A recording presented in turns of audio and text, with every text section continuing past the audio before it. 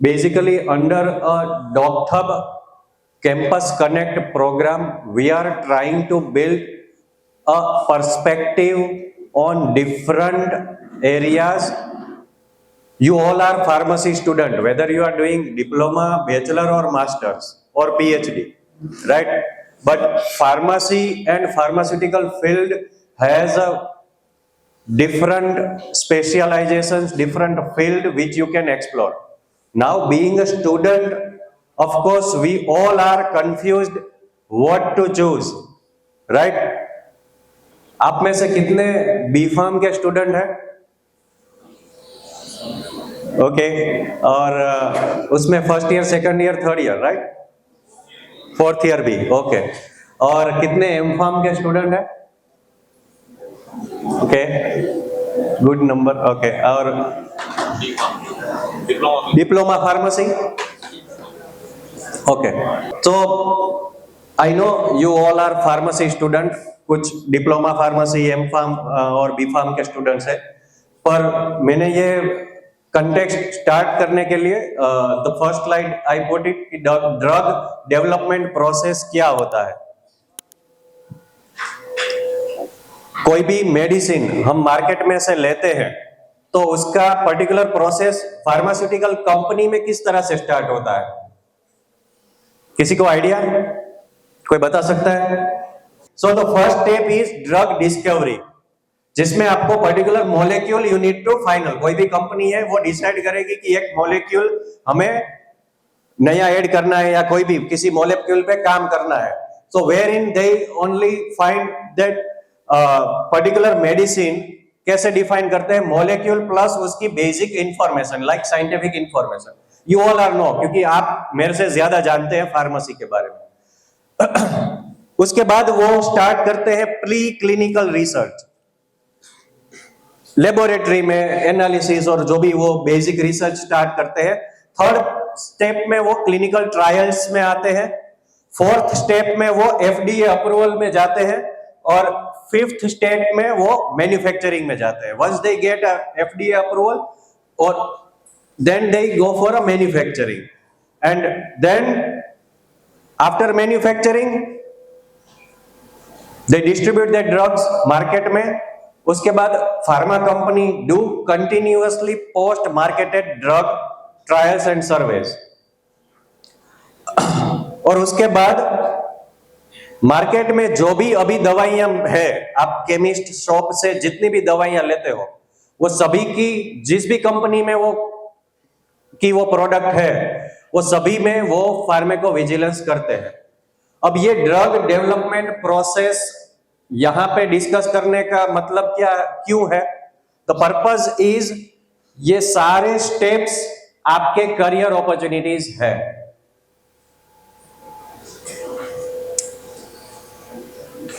और इन सारे स्टेप्स में कुछ ना कुछ इमर्जिंग ट्रेंड्स होंगे, फिर वो रिसर्च के लेवल पे हो, रेगुलेटरी अफेयर्स में न्यू रेगुलेटरी नॉर्म्स के ट्रेंड में हो, मैन्युफैक्चरिंग में नई टेक्नोलॉजी के रूप में हो सकता है, right? Now let's talk about pharmaceutical personality. तो आपको अपने करियर के बारे में डिसीजन लेना है तो you need to find your personality. हर कोई इंडस्ट्रियल फार्मेसी में प्रोडक्शन में इंटरेस्टेड नहीं होगा, जिसको पसंद है वो करेगा। तो वो आपको you need to identify your personality. कौन कौन सी पर्सनालिटी हो सकती है आपकी? First industrial pharmacy, second pharmaceutical marketing, third clinical pharmacy, fourth pharmaceutical research, fifth pharmaceutical documentation, and then seventh pharmaceutical sales and retail pharmacy. First क्या है industrial pharmacy से, कि आप क्या समझते हैं? ओके, इंडस्ट्रियल फार्मेसी में बेसिकली आप प्रोडक्शन में जो भी स्टेप्स में फार्मेसी का जो भी उनके क्वालिटी एश्योरेंस से लेके क्वालिटी कंट्रोल, जो भी फार्मास्यूटिकल मैन्युफैक्चरिंग प्लांट में each step will be requiring an expert, whether it is a chemical expert like pharmaceutical analyst है, chemical के related है, या फिर फार्मेसी बैकग्राउंड से पर्सन है। फार्मास्यूटिकल मार्केटिंग फील्ड के बारे में पता है किसी को क्या होता है उसमें? बस मुझे वही बताना है कि फार्मास्यूटिकल मार्केटिंग में क्या होता है फील्ड में। ओके, जो भी फार्मास्यूटिकल कंपनी में ड्रग मैन्युफैक्चर की है, हमने जो सेकंड लास्ट स्टेप था पोस्ट मार्केटेड ड्रग मैन्युफैक्चर्ड हो गई, अब उसको मार्केटिंग करना है। तो फार्मास्यूटिकल मार्केटिंग डिपार्टमेंट का काम है कि प्रोडक्ट की लॉन्चिंग, यहाँ पे जनरली एमबीए फार्मास्यूटिकल मैनेजमेंट वाले लोग वर्क करते हैं। तो आई एम श्योर कि आपके सीनियर में काफी लोगों ने कुछ वो फील्ड कुछ ने परस्यू किया होगा कि MBA pharmaceutical management. Sir I think is there any trend? so most of they are working in this pharmaceutical marketing field. उनका काम है कि मार्केट में लॉन्च करके सेल्स टीम को गाइड करके जो भी मार्केटिंग के रिलेटेड उस प्रोडक्ट के बारे में रिक्वायर्ड है, they manage that all these activity. Third is clinical pharmacy. उसके लिए हम आगे एक बात करेंगे जो नया ट्रेंड है उसके फार्मास्यूटिकल उसमें। रिसर्च एक ऐसा पर्सनालिटी है कि अगर आपको रिसर्च में इंटरेस्ट है तो then pharmaceutical research field has a clinical research, clinical trial master file, ये सब जॉब प्रोफाइल्स है जिसको आप एक्सप्लोर कर सकते हैं। फार्मास्यूटिकल डॉक्यूमेंटेशन, क्वालिटी एश्योरेंस से लेके फार्मेको विजिलेंस, ये सभी फील्ड में डॉक्यूमेंटेशन, ड्रग रेगुलेटरी अफेयर्स, सभी फार्मास्यूटिकल डॉक्यूमेंटेशन पर्सनालिटी है। मतलब अगर आपको राइटिंग, साइंटिफिक राइटिंग पसंद है तो आप वो चीज को परस्यू कर सकते हैं। Then pharmaceutical sales and retail pharmacy, जिसका सेल्स का मतलब कोई भी चीज बेचनी है और मुझे अच्छा लगता है तो that is your call. Okay, now it's the new trend. अभी तक हमने जो बात की वो सिंपली फार्मास्यूटिकल के रिसेंट, अभी जो करंट सिनेरियो है उसमें करंट कंटेक्स्ट में बात की है। अभी जो हमारा टॉपिक है उसके ऊपर आते हैं कि emerging trends in pharmaceutical industry. जो फर्स्ट अभी तक जो हमने रिसर्च फार्मास्यूटिकल इंडस्ट्री में हम देख रहे हैं वो रूटीन रिसर्च है। लाइक कोई भी कंपनी किसी ड्रग के बारे में रिसर्च का कब सोचती है कि वो कंपनी के टॉप मैनेजमेंट है, एग्जीक्यूटिव, वो डिसाइड करते हैं कि अच्छा हमें ये ड्रग बनानी है, ये मार्केट में अच्छी चल रही है तो इस ड्रग के बारे में हमें रिसर्च करके उसके ऊपर आगे ड्रग करनी है। ये अभी कन्वेंशनल अप्रोच है आज की डेट में, पर there are new approach which is translational research approach. और ये क्या है?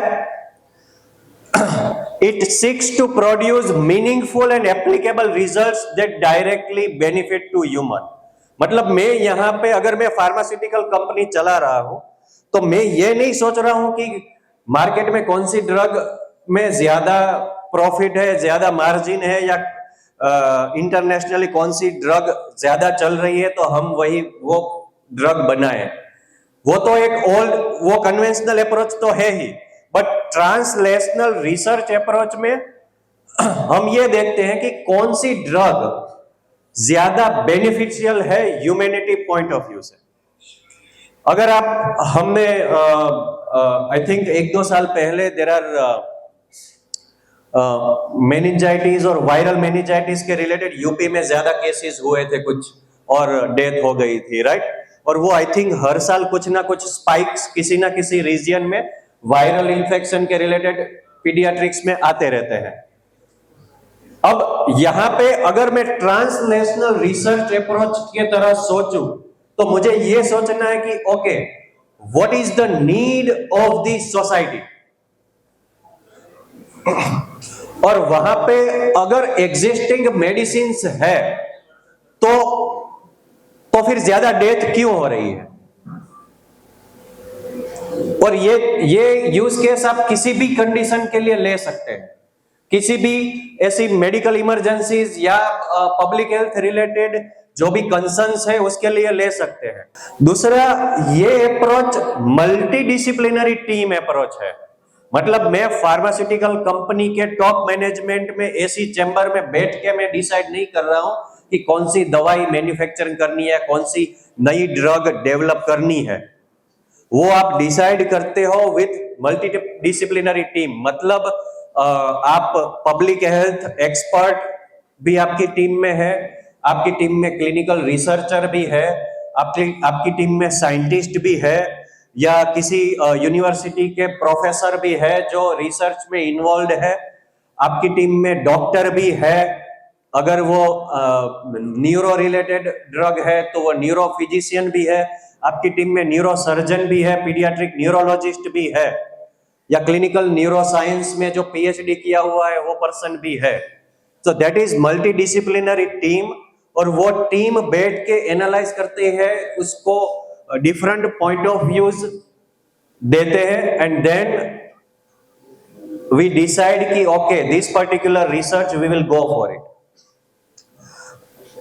दूसरा, यहां पे to accelerate transformation of academic discovery into FDA approval drug. इसका मतलब है काफी सारे ऐसे रिसर्च है,